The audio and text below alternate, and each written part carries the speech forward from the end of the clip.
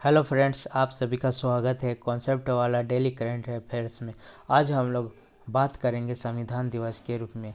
जैसा कि हम लोग जानते हैं कि प्रत्येक 26 नवंबर को संविधान दिवस के रूप में जाना जाता है। आखिर इसे 26 नवंबर को ही संविधान दिवस के रूप में क्यों मनाया जाता है या जाना जाता है? ये हम लोग को पता है कि हमारा जो संविधान जो है वो 26 नवंबर 1949 को अपनाया गया था। इस कारण से प्रत्येक 26 नवंबर को संविधान दिवस के रूप में जाना जाने लगा। और हम लोग ये भी जानते हैं कि हमारा जो संविधान जो है पूर्णतः यानी पूर्ण रूप से जो लागू हुआ था वो 26 जनवरी 1950 को लागू हुआ था। लेकिन दोस्त, एक बात यह है कि हमारा जो 26 नवंबर जो था 2015 से पहले तक यानी कि 2015 तक इसे कानून कानून दिवस के रूप में जाना जाता था, और या बोल लें तो इसे लॉ डे के रूप में जाना जाता था। लेकिन हमारे परंतु 19 नवंबर 2015 को सामाजिक न्याय और अधिकारिता मंत्रालय ने घोषणा की कि अब से जो 26 नवंबर जो होगा वो संविधान दिवस के रूप में जाना जाएगा। तब से इसे राष्ट्रीय संविधान दिवस के रूप में मनाया जाने लगा। आइए, इस संविधान दिवस को मनाने का उद्देश्य क्या रहा, यानी कि जो इसका उद्देश्य यह है कि भारत के नागरिकों के बीच संविधान के बारे में जागरूकता पैदा करना और संवैधानिक मूल्यों का प्रचार करना। अर्थात कि हमारे जो भारत के जो नागरिक हैं, हमारे भारत के जो लोग हैं, वो संविधान को जाने, उसको पहचाने, उनके आदर्शों को जाने समझे, उनमें जो निहित मूल्य हैं उनके अनुसार जो है अपने कार्य को निष्पादित करें, अथवा उनके अनुसार अगर किसी तरह का शोषण होता है तो उसके अनुसार वो अपना निवारण सुधार कर सकते हैं। आइए अब हम लोग बात करते हैं संविधान के मुख्य स्रोतों के बारे में। जैसा कि हम लोग जानते हैं कि हमारा जो संविधान है वो विभिन्न स्रोतों का मिश्रण है।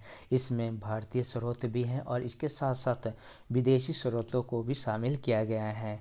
तो हमारा जो संविधान के जो मुख्य स्रोत हैं वो है भारत शासन अधिनियम 1935, यानी कि हमारा जो संविधान का जो निर्माण हुआ है इसी अधिनियम के तहत लगभग 70 to 80% लिया गया है।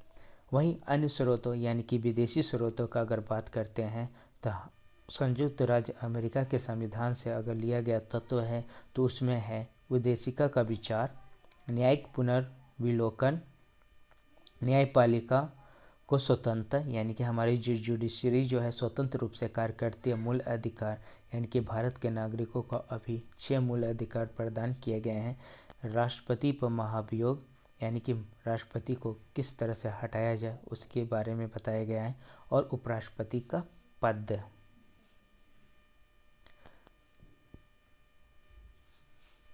आइए, कनाडा के संविधान से लिया गया तत्व क्या है, वो है सशक्त केंद्र के साथ संघीय व्यवस्था, यानी कि इसका अर्थ है कि केंद्र जो होगा वो मजबूत होगा, इसके अलावा राज्य सरकार के साथ की भी सरकारें बनी रहेगी। केंद्र द्वारा राज्यपालों की नियुक्ति यानी राज्यों में जो राज्यपालों की जो नियुक्ति होती है वो केंद्र सरकार करती है। ब्रिटेन के संविधान से क्या क्या लिया गया है, संसदीय शासन प्रणाली, एकल नागरिकता, द्विसदनीय प्रणाली, संसदीय विशेषाधिकार। वहीं ऑस्ट्रेलिया के संविधान की अगर बात करते हैं तो वहाँ से ली गई है संयुक्त बैठक। जैसा कि हम लोग सुनते हैं कि आज लोकसभा और राज्यसभा की संयुक्त बैठक है, तो ये प्रावधान जो है ऑस्ट्रेलिया से ही ली गई है। उद्देशिका की भाषा यानी उद्देशिका का जो विचार है यानी उद्देशिका जो लिया गया है वो अमेरिका से लिया गया था, लेकिन उसकी जो भाषा जो है वो ऑस्ट्रेलिया की संविधान से है, और समवर्ती सूची का प्रावधान किया गया है।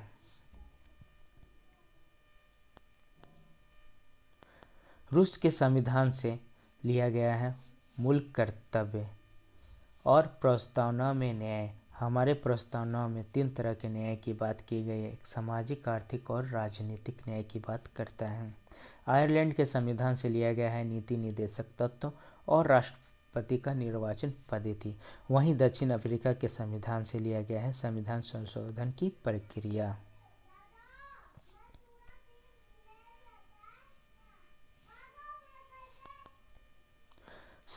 जापान के संविधान से लिया गया है विधि द्वारा स्थापित प्रक्रिया।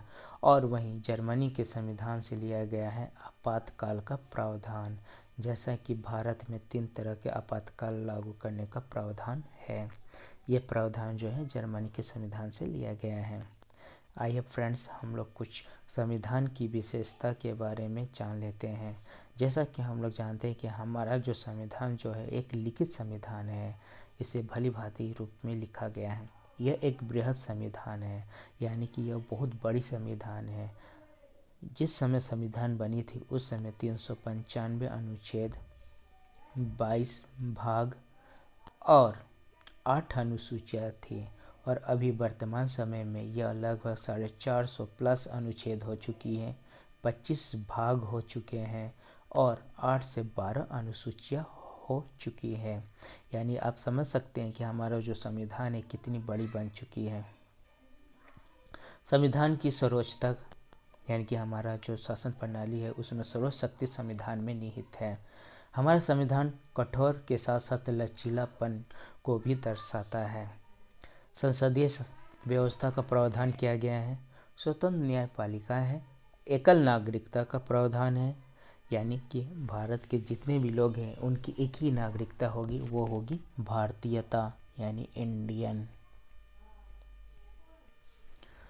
और मौलिक अधिकार और मौलिक कर्तव्यों का जिक्र किया गया है।